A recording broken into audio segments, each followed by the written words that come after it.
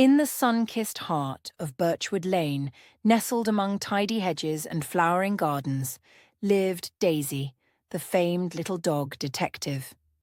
Not so little, perhaps. She was 16 years old now, and while her body was petite, her reputation was outsized. With a nose keen as ever and a heart bursting with curiosity, Daisy had solved every neighbour's oddest puzzles, from missing keys to mysterious paw prints. But on this particular spring morning, Daisy awoke to the greatest mystery she'd yet faced. Her own favourite bone was gone. Daisy stood at the foot of her bed, ears perked, scanning her cosy den. She pawed through her toy box twice, the familiar scent of rubber duck missing the sweet marrow aroma of her prized chew. There's a trace of squirrel? How peculiar. Fetching her well-worn magnifying glass and adjusting her trusty detective's cap, embroidered with a single daisy, she set out into the fresh morning air. If there was a riddle to crack, nothing would stop Detective Daisy. In the rose-scented side yard, outside her cheerful brick cottage, Daisy crouched low, squinting at the earth. There, a set of muddy paw prints, too small for a dog but too hopscotchy for a raccoon. Stealthily, Daisy followed the trail, her nose twitched. Ahead, perched on a smooth riverstone, was none other than Benny the bunny, busy nibbling a morning carrot. Benny, might you know anything about a missing bone? Not I. But as I was gathering clover near the fence, I saw Milo the cat darting past.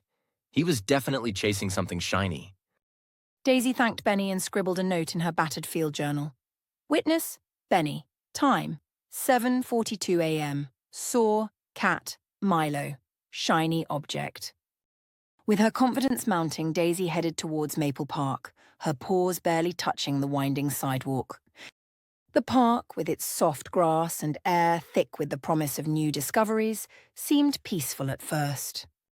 But near the sandbox, Daisy found Milo the cat, languidly spinning a spoon between his nimble fingers, sun glinting off the metal. Milo, care to explain where you were at sunrise? Indulging my curiosity, just like you, Daisy.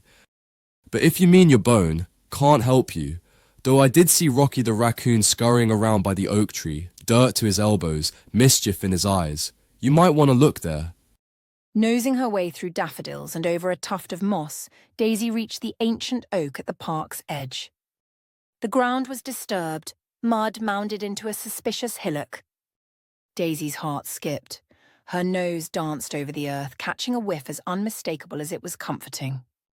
Bone, definitely bone. Digging with an expert flick of her paws, Daisy soon unearthed her beloved bone, still bearing the marks only her careful gnawing could make. Triumph bloomed in her chest. She dusted off the earth, looked towards the sun and grinned. Returning home, bone clamped gently in her jaws, Daisy settled into her favourite sunny patch by the window. She fetched her notebook and wrote with satisfaction. Case closed, prime suspect, Rocky the raccoon, but motive unknown. Must offer him an extra sandwich at next week's picnic. Later, as twilight cobwebbed through the gardens, Daisy's friends gathered for lemonade on her porch. No mystery escapes you, Daisy. If I ever lose my spoon for real, you'll be the first I call. Laughter rang out over the hydrangea bushes as the group toasted Daisy and another case well solved. Daisy stretched contentedly, her heart as full as the moon above. That night, as stars blinked into being outside, Daisy reflected on the day.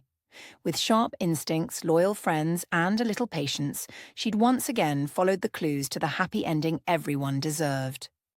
So next time you lose something special, remember, mysteries are best solved together, and Daisy the dog detective will always be ready for her next great adventure.